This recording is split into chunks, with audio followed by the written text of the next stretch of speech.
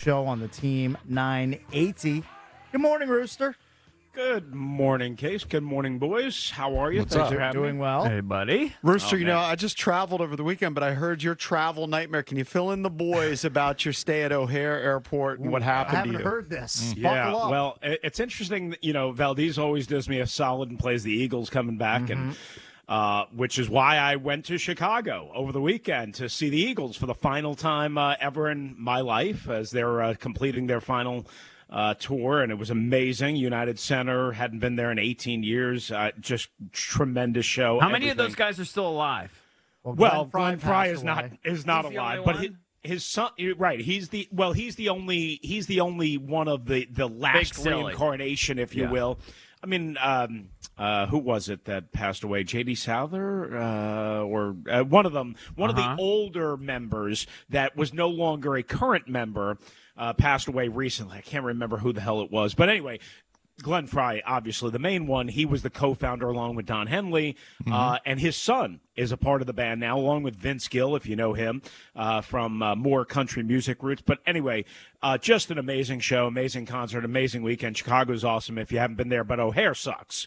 I mean, if we think we've got problems at Dulles and Reagan National and Yeah. BWI, oh, man, O'Hare sucked. All things being equal, I will fly into Midway. Yeah. I mean, Midway's not in the greatest area. So anyway, we got stuck coming back, at O'Hare. I guess my flight was supposed to leave at like 1 o'clock Chicago time and didn't wind up leaving until after 5 o'clock because they said all the winds here on Sunday, and I guess we got some snow here on Sunday, somewhere in the area. Before I flew, actually had delayed everything and bottled everything up. So anyway, stuck at O'Hare for like 5 hours without a computer. I could barely keep my phone charged. I ate too much. I drank too much, and didn't get home until 9 What did you o'clock on drink? Sunday What night. were you? Were you just boozing, just beers? No. I boozed a little bit on the way there because I was in kind of Russell vacation mode. I drank a lot of Diet Coke. I'm very I didn't know boring. that. I didn't. For some reason, I don't think of Russell as a drinker. Yeah, I don't either. I mean, I'm not a heavy drinker, but I did have. We'll have a pop here and there. I did have a couple of. I think it was Absolute. I can't remember. And Diet Cokes on Friday. So you and did I, vodka Coke? That's I've nasty. never heard I've of had that. that before. listen, here's my thing. I've I had mean, like hard liquor is sweet enough. I don't like sweet things. I'm a sour guy, as everybody knows, right? I don't like a lot of sweet things. So, like the idea of combining like vodka and orange juice or whatever, it's just sugar overload. It would fry my brain. I can't handle it. You would hate my favorite drink, vodka Red Bull. Oh, I could never. Now, if you gave me maybe, a sugar-free Red Bull, right? They make those, Jason, right? No, they so do. Maybe I could They handle do, that. but it's still a sweet taste. Yeah. I'd know give what I mean? you a sugar-free don't sleep energy drink, personally. Yeah. That's I mean, just me. I'll do Yeah, the that sugar. too. I'll do the sugar-free anything. I mean, literally yeah. put something sugar-free in front of me, and your boy is guzzling it. So But bottom line I is can tell. 5 hours at the airport, Yeah. and then you had to circle at Dulles, correct? Yeah. So then wound up going to Fredericksburg and around, and it was just 'Cause of the winds. it was one of those because of the winds and because I guess so many flights were backed up. Anyway, it wasn't a great story. Sorry, I did a bad job explaining it, but it was not fun. And I hate airplane travel. I hate it. I don't like I'd it much either. rather go in my car, but sometimes you have no choice. So you were coming back with Sunday, right? So Yeah. my daughter was actually coming back with my wife, and they said it was very bumpy. And then we had other teammates and people that we know from the team coming back on another flight, and they approached and then went up and approached and went like a couple times because of the wind. And the if you wind. saw some of the video of some of the planes landing Yeah, over there, It was crazy. I was didn't a think the show. bumps, Yeah. by the time we were actually landing, I didn't think the bumps were as bad as I was expecting and as bad as they were saying, but yeah. I always sweat when they tell you that you have to, go around for another 30 minutes or however long you went around because of the Taxi. winds. That's when I actually start wondering about gas. Then Well, you're they're wor- keenly right, aware then- of then you're that. worried Yeah, they about know. that. Right, exactly. keenly aware of that. All right, so let's get into these signings, Rooster. Which one was your favorite? So I think, because I knew you guys would ask, I think I'm going to go with Frankie Louvu, the inside linebacker from Carolina, because he's a really, really, really good pass rusher from an off-the-ball inside linebacker perspective. I think he'll ultimately play Mike here, but I don't know that because he can also play edge and outside. But they can use him in a couple of different ways. He's really good getting downhill at the quarterback, obviously good at blowing up some run plays based on what I've seen and somebody that I talked to, and also really good in coverage. I mean, he is – listen, I don't know how he'll translate to this scheme and this system, and now that he's been paid, but he is about as all-around good of a linebacker in all of those three key components as you can possibly ask for. I was a Bobby Wagner guy. I thought, maybe they would go for Bobby Wagner, even though he's at an advanced age. He's almost 33. Quinn and Ken Norton had him in Seattle, and they still might do that, right, and have Luvu basically line up along with Jamin Davis on the outsides and Bobby Wagner on the inside. But they could choose to go just Luvu and kind of, he played some Mike. He played some certainly interior linebacker in Carolina and go that way. And I think they got him at a pretty good price. To me, that's my favorite. I would say Tyler Badash is probably my second favorite because I thought they were going to go after this dude, Lloyd Cushenberry, the third from Denver.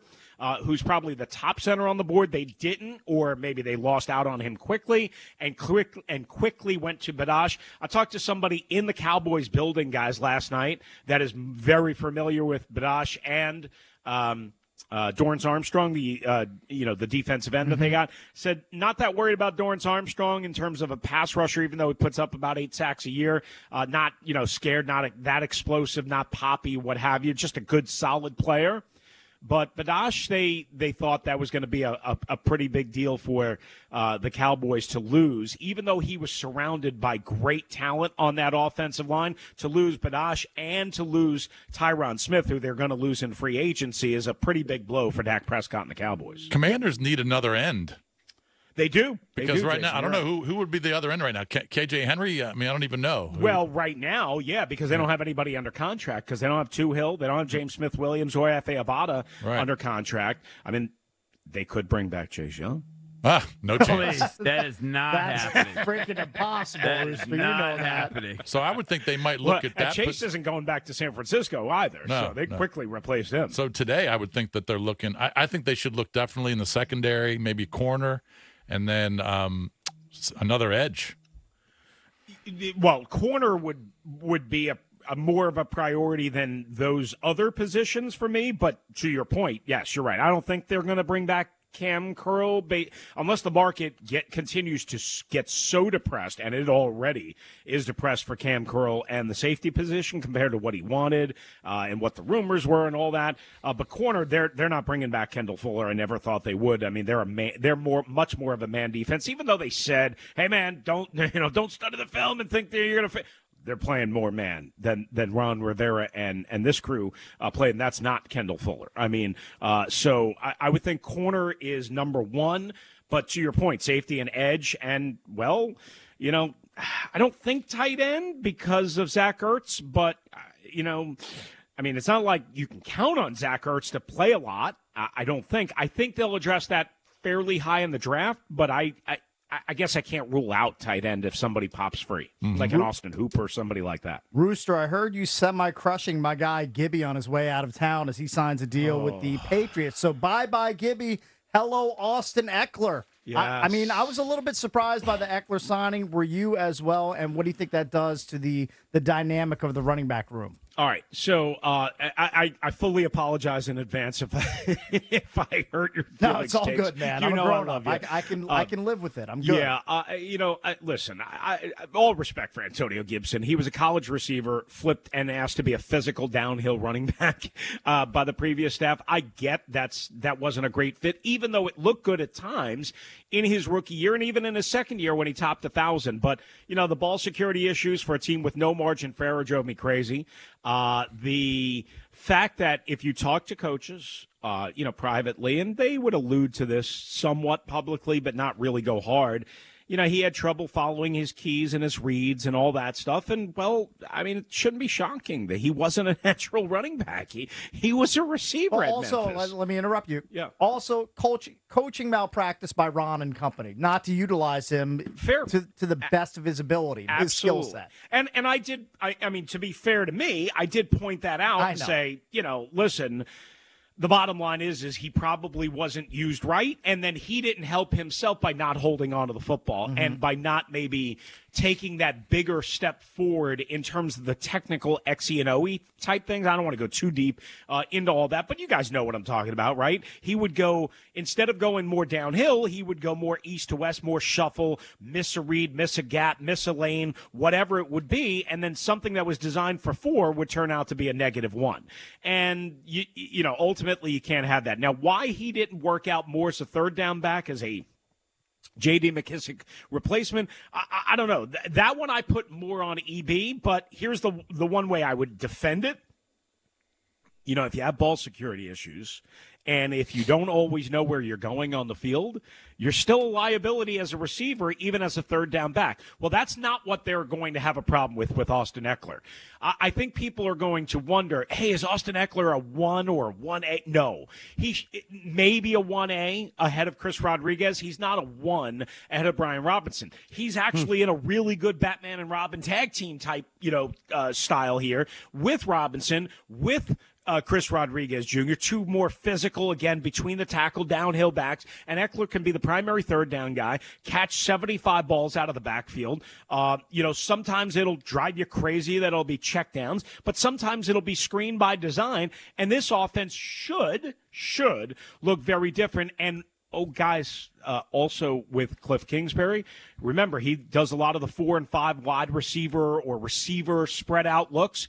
I would expect Austin Eckler is going to be designed to be out of the slot, out of the inside middle of a 3-receiver set to one side of the field, out of the outside, use him as, again, that hybrid running back receiver that we kind of thought maybe Antonio Gibson would fit the role of coming out of Memphis. Talking to our pal Chris Russell, host of the Chris Russell Show on the Team 980.